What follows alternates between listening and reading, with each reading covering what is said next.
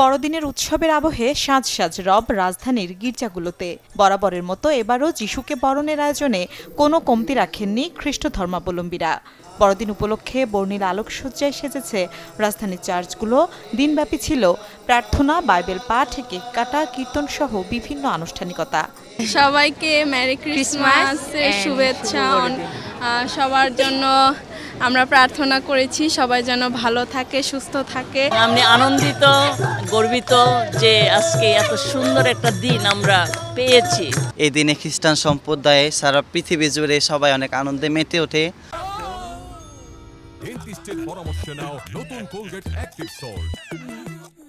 আর আমরাও সবার সাথে একাত্ম হয়ে আমরাও সে আনন্দে মেতে উঠেছি। বড়দিন ঘিরে কাকরাইলের সেন্ট মেরিস ক্যাথিড্রালে সকাল থেকে শুরু হয় ধর্মীয় আনুষ্ঠানিকতা। গোশালা স্থাপন, রঙিন কাগজ আর ক্রিসমাস ট্রি দিয়ে সাজানো হয় গির্জা। এ সময় হানাহানি বন্ধ করে মানুষের শান্তি কামনায় আরাধনা করেন গির্জার ফাদার। গাজায় শান্তি প্রতিষ্ঠারও আহ্বান জানান তিনি।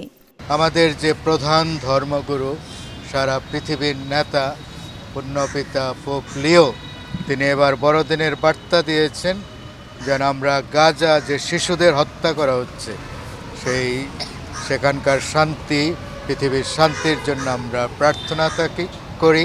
রাজধানীর 5 তারকা হোটেলগুলো সেজেছে উৎসবের সাজে। ঝলমলে ক্রিসমাস ট্রি, সান্তাক্লজ আর শিশুদের নানা আয়োজনে মুখর ছিল হোটেলগুলো।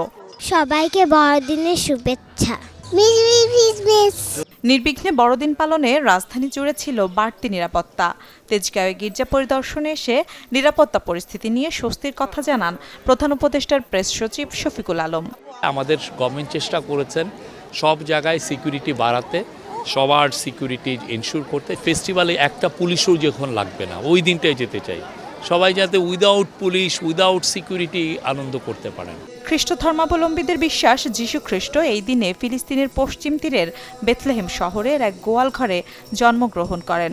সৃষ্টিকর্তার মহিমা প্রচার এবং মানব জাতিকে সত্য ও ন্যায়ের পথে পরিচালনার জন্য যীশু খ্রিস্টের জন্ম হয়েছিল। এ বছরকে যীশু জুবিলি বর্ষ ঘোষণা করেছেন পোপ ফ্রান্সিস। মিলা খন্দকার, চ্যানেল 24।